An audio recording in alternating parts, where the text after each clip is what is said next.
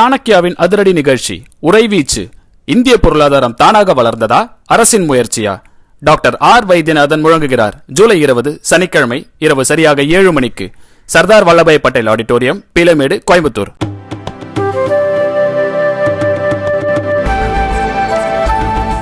திண்டுக்கல் மாவட்டத்தில் இருக்கும் உணவகங்களில் தன்னை உணவுத்துறை அதிகாரி என்று சொல்லிக்கொண்டு மோசடியில் ஈடுபட்ட நபரை காவல்துறை கைது செய்தது.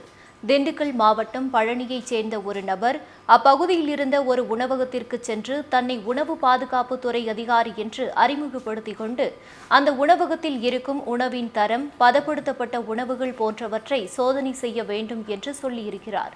மேலும் ஒரு ஜிபே நம்பருக்கு 3000 ரூபாய் கொடுக்கும்படி கூறியுள்ளார். இதனால் சந்தேகம் அடைந்த ஹோட்டல் முதலாளி பழனி உணவுத்துறையை தொடர்பு கொண்டு தகவல் கொடுத்துவிட்டு அந்த நபருக்கு உணவகத்தின் சமையல் அறையை சுற்றி காட்டியிருக்கிறார். அந்த நேரத்திற்குள் பழனி உணவு பாதுகாப்புத்துறை அதிகாரிகள் அந்த உணவகத்திற்கு சென்றனர்.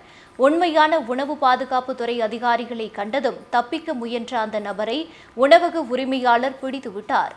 அந்த நபரை விசாரித்த போது அவரது பெயர் குமார் என்றும், இதேபோல பல உணவகங்களில் அவர் மோசடி செய்ததும் தெரியவந்தது. இதுகுறித்து காவல்துறையினருக்கு தகவல் கொடுக்கப்பட்டது. சம்பவ இடத்திற்கு வந்த காவல்துறையினர் மோசடியில் ஈடுபட்ட அந்த நபரை கைது செய்தனர்.